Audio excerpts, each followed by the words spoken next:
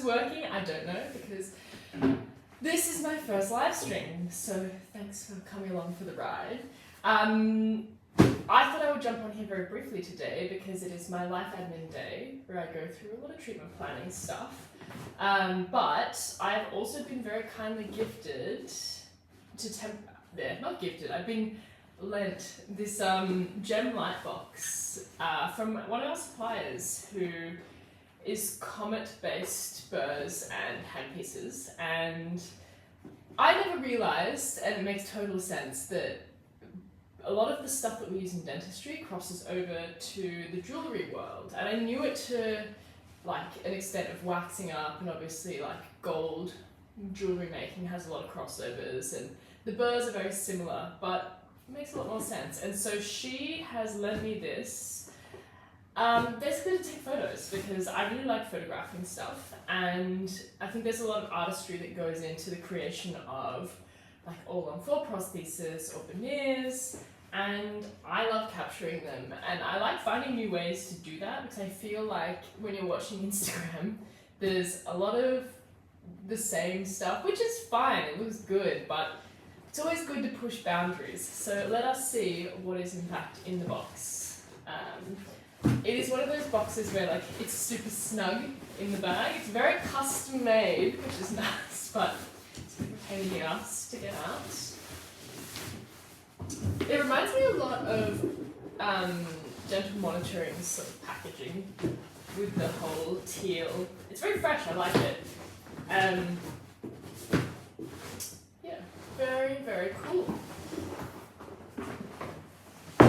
It's apparently used a lot in the jewellery world for photographing pieces, obviously for websites, but then also photographing to be able to communicate with clients. I'm going to put this lovely bag over here. Yeah, and so you can, like in the app, for example, put SKU codes or SKU codes. A little bit different with dentistry, because obviously we don't do that as much, but with that said, there's nothing stopping you if a patient's like curious and wants to see stuff. It might be a really good way to show them. Whoa. I love when you get like a box and it's so like perfectly cut out, looking nice. Don't know what this is from. Didn't need that anyways, don't worry about it. Okay, cool. So, this is the box in question. It does have an app, so that is something that I'm going to sit down and actually figure out how to use. I don't think there's anything else in there. It does say made for jewellery, but we are here to change that.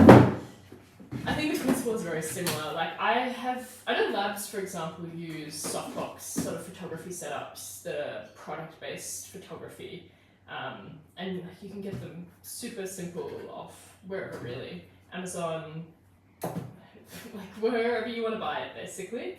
But this is a little bit more sort of professionalized. Well, that's a professional setup as well, let's be honest. But this is, I think, a bit more customizable, and you can do some pretty trippy things with it, which is cool. But I will find that out as I learn to use it. Don't know why that comes off, but it has like a little hole in the top when you do. So I'm wondering if it means that you can do like a top-down shot, which is always nice because you have like a rotational platform on the inside apparently. And then you have this little bit of front. More bubble wrap, which I don't. Well, at least that was holding something this time round. It's cool. So I think the internal part, you obviously have the mirror, which helps to reflect light. And from what I was seeing online, there's a lot of different add-ons. So like, for example, you can add on specific lights, like they were talking about a twinkle light. So obviously with diamonds, you want to have the light being displayed in a certain way. And to be honest, I think that could actually be quite useful for dentistry as well, being able to show texture on the veneers, etc., etc. And they also have the ability to have like yellow light added, because apparently with emeralds, they need different lights to make them look good. And I don't know, I feel like under certain light conditions, especially something like Emax, you tend to see like a really beautiful pearlescent appearance. And I find you can get that when you take it's tangential, where the light like comes across anyway, yeah, I'm pretty sure it's tangential. When you take those sorts of shots of tangential lighting in sort of a darker black background, that's when it really shows up nicely. And I normally do that on top of black velvet because I find it tends to soak in the light a lot more. This, I think it does have the capability to do velvet, I'm pretty sure. Yeah, there's like a velvet backing in here. Let me see if I can get it out with completely destroying it. Yeah. So you've got like this little area that you can pop in, pop out if you want a white background, a black background, I would assume. But it's a nice velvet finish because I find sometimes with the velvet finishes, they can be kind of grey and they're not really, it requires a lot of post-processing to get them looking good. And also they catch up a lot of fluff, and so when you're taking super macro photos, there is nothing worse than when you've got like a fucking hair in the middle of it. It's not ideal. Yeah, so I think that's clever in the sense you can have it all locked in together. And then this is like centered a lot around iPhone photography. I like iPhone photography. I don't personally do it a lot with our cases because I tend to like DSLRs or SDLSR, whatever camera you like. I just think it looks a lot nicer close up, but I am interested to try out a little bit more iPhone photography because at the end of the day, iPhones are incredibly powerful and you can get some amazing shots. It's just, I think a lot of the time it's about the lighting and the context in which you're placing it, but it's all very customizable, which is nice. Yeah. There's an app that's attached with this, so I don't know how to like use, of course I don't know how to use it because I've literally just opened it. I looked into it and you can set it up so that you have like a rotational capacity. On the top as well, from what I could see, you can connect like a T-bar or something to actually hang jewellery pieces. So with dentistry, I don't know how much of a crossover there is with that, but it's always possible. And you can also add lights into like the corner area.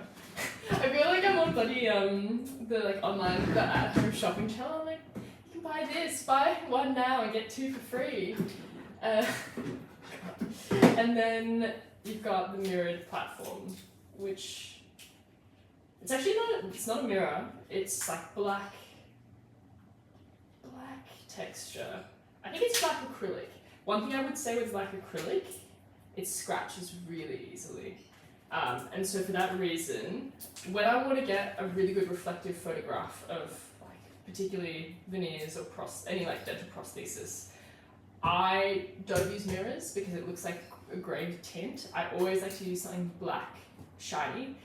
But with that said, when they're scratched, again, it's just more post-editing. And I don't like retouching photos because number one, I think when it comes to cosmetics and you're showing people like the artistry of it, I think it's disingenuous to retouch all of your pictures. I see it a lot on Instagram, but I don't think it's very truthful. But black vinyl is the best way to get like a really nice reflection. It's one of those things where it's very hard to maintain and it's super easy to scratch. So for that reason, I have heard from people, and I haven't tried it yet, but a black tile, like you can literally go to, I don't know what people have in other countries, like Home Depot, is that like the American version of Bunnings? We have a homeware store, not a homeware store, a hardware store in Australia called Bunnings, and literally you can go in and buy the cheapest possible black shiny tile, and for the most part, it does pretty much what acrylic will do, because acrylic is expensive, and it just takes somebody who doesn't know that they're meant to be gentle with it to then put a fat scratch in it, and it's a pain in the ass. But something like this, because it is kept in the confined space, hopefully that means that you don't have a problem with that. But I like the customization that's in here so far. And then you have like super useful, I'm trying to hold it up. There's like a turntable on the inside, so that is cool. Let me try plugging it in and see if it wants to come alive. It's not exactly the longest cord in the world, so bear with. I sometimes wonder why things don't have long cords when quite clearly you get it. I guess because you'd probably use it in a laboratory setting. I think that's plugged in. Let's see. Yeah, and I guess in a lab you don't really want cords trailing out all over the place. Ah, we have light. How good. So it is definitely like a cooler light, but you can change that from what I understand. But it is nice because it is compact for what you're getting, and I think, yeah, I'm curious to see how it shows up. From what I saw in the videos of the app itself, you can do a lot of post-editing within the video side of things. So obviously, like, you're going to crop videos, you're going to make them look more interesting because nobody has an attention span these days. But I think sometimes when I have tried doing videography with DSLRs, it can be tricky sometimes. I don't have the right lighting set up at the moment for really high frame rate photographs and really high frame rate videos.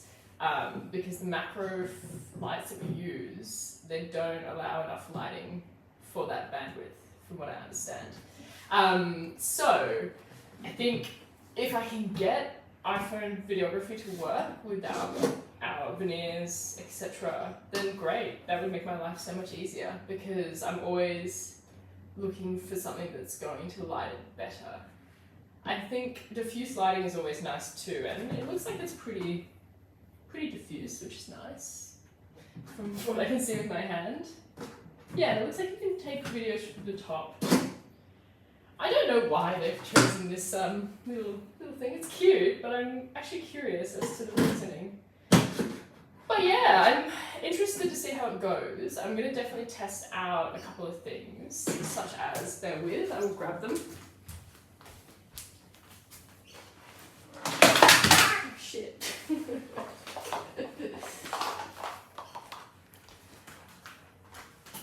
Don't worry, it's literally just the cord being pulled off the table. So I have a zirconia piece, which, whoop, that was a good catch. Yeah, I have zirconia that I'm going to video / photograph, and then I also have quite a nice acrylic. This is like an older school acrylic. I'm tending to use more PMMA lately, but I think it has really nice translucency and texture, so I'm very interested to see how it turns out. Zirconia is okay. It's passable, but I find, is this layered? Can't see in all the lights. Yeah, no, it is layered. I find with monochromatic zirconia, sometimes it's like a little bit flat in photographs, so we will see how that translates. But yeah, it will be interesting, and I will keep you updated as to how useful I find it. Because maybe I will, maybe I won't. We'll see. But I think it's a very customizable and useful thing in theory, so we will see. Yeah, I don't really know how to end this, but hope that was helpful, and I will get back to you as to what I can create and if there are any pitfalls or benefits. Yep, I'm going to leave you to enjoy your Friday now, so goodbye.